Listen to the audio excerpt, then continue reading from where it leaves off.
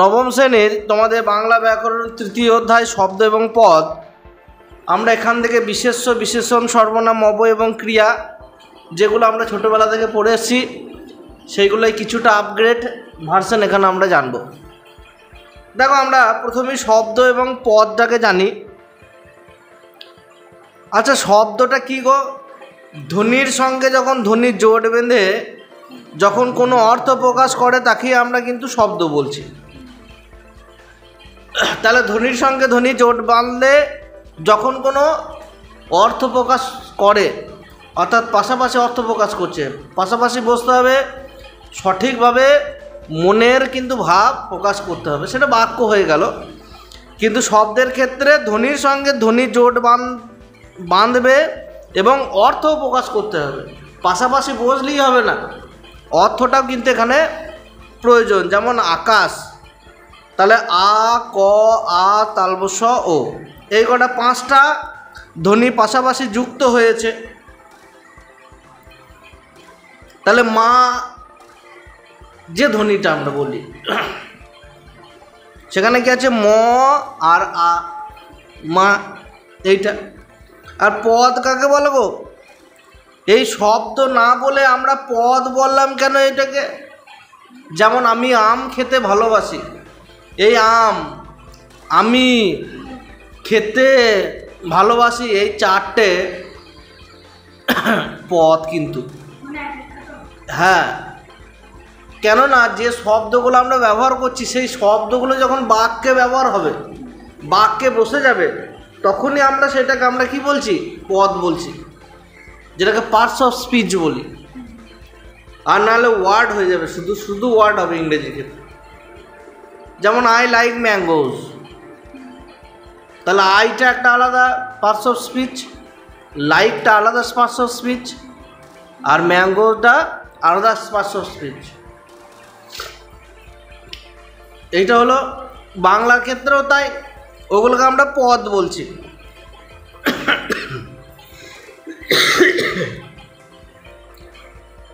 এবারে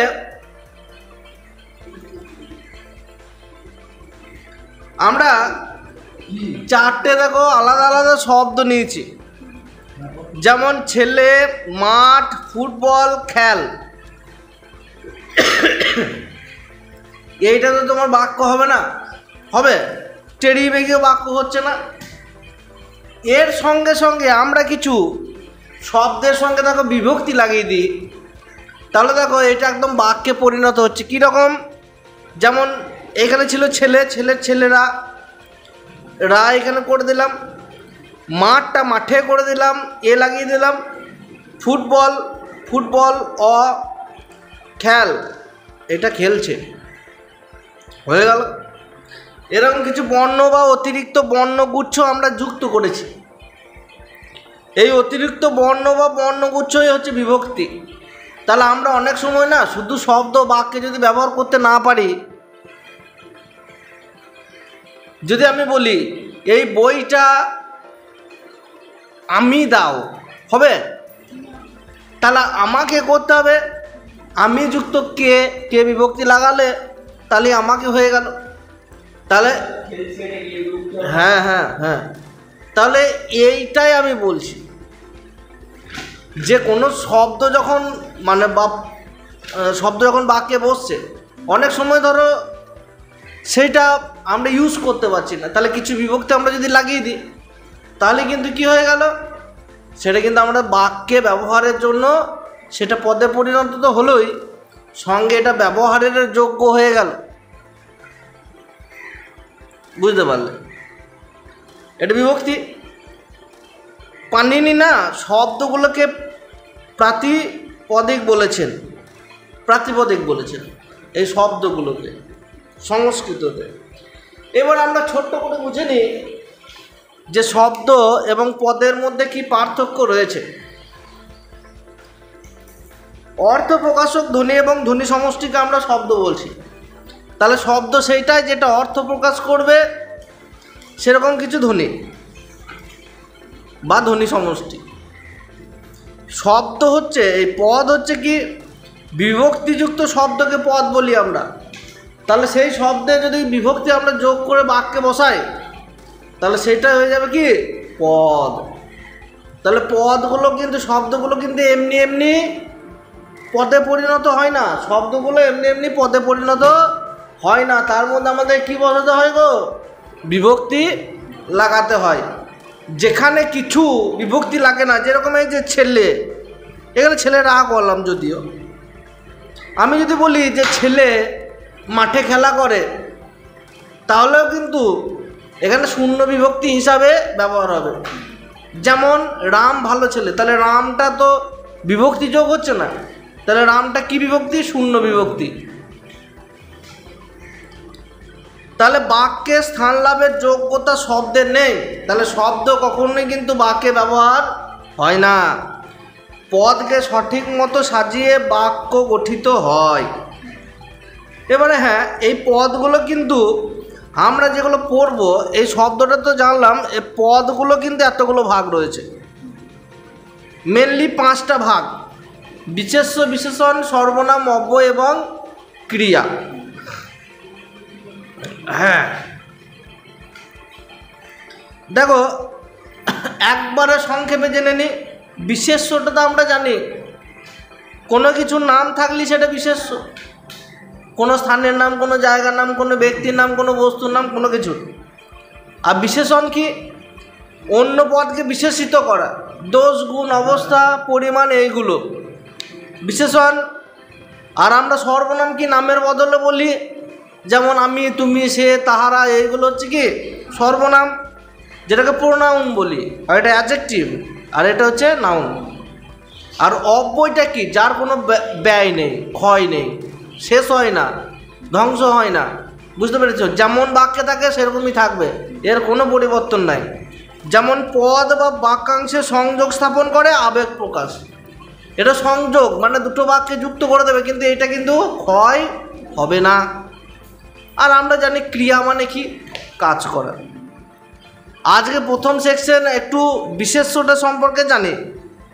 বিশেষ্য আমি আর ওইদিকে বলবো না, নাম দেখলেও কত রকম নাম হয়, অনেক রকম নাম হয়। এবার বিশেষ্যের শ্রেণী বিভাগগুলো কিন্তু আমাদের একটু জানবো। সংজ্ঞাবাচক মানে হচ্ছে প্রপার নাউন, যেটা একদম পুরোপুরি সরাসরি নাম বলে দেবে কোনো কিছু, যেমন রবীন্দ্রনাথ, বঙ্গদেশ, ভাগীরথী, গীতা, কোনো নদীর নাম, কোনো বইয়ের নাম বা ধর্মগ্রন্থের নাম, হ্যাঁ, কোনো ব্যক্তির নাম, এরকম। জাতিবাচক মানে পুরো জাতিটাকে বোঝাবে, মানুষ জাতি, বিড়াল জাতি, তারপরে কুকুর, গরু মানে পুরো গরুটাকে। এবার অনেকে দেখবে বাড়িতে বিড়াল থাকে, তোমাদের বাড়ির বিড়ালে আলাদা নাম, আমার বাড়ির বিড়াল আলাদা নাম, তোমার বাড়ি বিড়ালের আলাদা নাম, সেরকম আমরা কুকুরেরও আলাদা আলাদা নাম রাখি। হ্যাঁ, বস্তুবাচক বিশেষ্য আছে, ম্যাটেরিয়াল নাউন। মানে ম্যাটেরিয়াল নাউনটা হচ্ছে কি, কোনো ম্যাটার বোঝাবে, কোনো পদার্থ বোঝাবে, পরিষ্কার কথা, ম্যাটেরিয়াল নাউন। যেমন জল, দুধ, তেল, গুড়, লবণ, তোমরা একটু সংজ্ঞাটা দেখে নেবে, তাহলে কোনো বস্তু বা দ্রব্যের নাম বোঝাবে যে বিশেষ্যে, কোনো দ্রব্য বা বস্তু হলো। সমষ্টিবাচক কালেকটিভ নাউন, সমষ্টি মানে এক জায়গায় থাকবে, যেমন মহিলা সমিতি, মানে ওইখানে মহিলারা থাকবে, একটা তো একজনকে নিয়ে সমিতি হয় না, একজনকে নিয়ে কিন্তু এই সমষ্টিবাচক বিশেষ্য বা কালেকটিভ নাউন হয় না। যেমন সভা, সংঘ, সমিতি, শ্রেণী, বাহিনী, বাহিনী একজনকে নিয়ে পুলিশ বাহিনী হয় নাকি, হয় না। মণ্ডলী, ঝাঁক, তাহলে পাখি বা পশুর ঝাঁক যদি বলি, পাখিরই ঝাঁক হয়, একটা পাখি থাকে নাকি, একের বেশি থাকবে, দুটো থাকবে, দুটো বেশি থাকতে পারে। জনতা, একজন থাকে নাকি, অনেক জনতা থাকে। পঞ্চায়েত, একজন নিয়ে পঞ্চায়েত হয় নাকি, হ্যাঁ, অনেক বেশি হয়। আচ্ছা, গুণবাচক মানে অ্যাবস্ট্রাক্ট নাউন, যেগুলো ধরা ছোঁয়া স্পর্শ করা যায় না, যেমন ভালোবাসা, ঘৃণা, অবজ্ঞা, হ্যাঁ, তারপর আরও কি বলবো, দারিদ্রতা, অহংকার, দুঃখ, বেদনা, আনন্দ, লজ্জা, করুণা, মমতা মানে ও মমতা লয়, এটা মায়া মমতা, হ্যাঁ, পাপ, পুণ্য, সৌন্দর্য, মূর্খতা, সততা, এইরকম রয়েছে যেগুলো আমরা ধরা ছোঁয়ার বাইরে, আমাদের যেগুলো আমরা স্পর্শ করতে পারি না। এই যে কোনো কিছু গুণ, অবস্থা, ধর্ম, ভাবের নাম বোঝায়। এইটা সংজ্ঞা হিসাবে লিখলে। কিন্তু আমি আর একটু সহজ করে বলে দিলাম, যেগুলো আমরা স্পর্শ করতে পারবো না, ব্যাস। ক্রিয়াবাচক বিশেষ্য আছে, মানে কাজ করছি কিন্তু সেগুলোর নাম বোঝাচ্ছে। যেমন কীরকম? যেমন দেখা, খাওয়া, চলা, হাঁটা, দর্শন, শয়ন, ভোজন, গমন, পঠন, ভ্রমণ, মরণ। তাহলে ক্রিয়ার ভাব বোঝালে ক্রিয়াবাচক বিশেষ্য হয়। তার মানে দেখো, ভার্বগুলোও নাউন হয়, যেমন ভার্বাল নাউন। ভার্বাল নাউন আছে, verbal noun, non verbal noun, এগুলো পরে পড়বে, তোমার গ্র্যাজুয়েশন আছে ভার্বাল নাউন, নন ভার্বাল, এগুলো ওয়ার্ডস, এগুলো আছে। হ্যাঁ, এরপরে দেখো সংখ্যাবাচক বিশেষ্য, যেগুলোকে আমার কার্ডিনালস বলছি, সংখ্যাবাচক।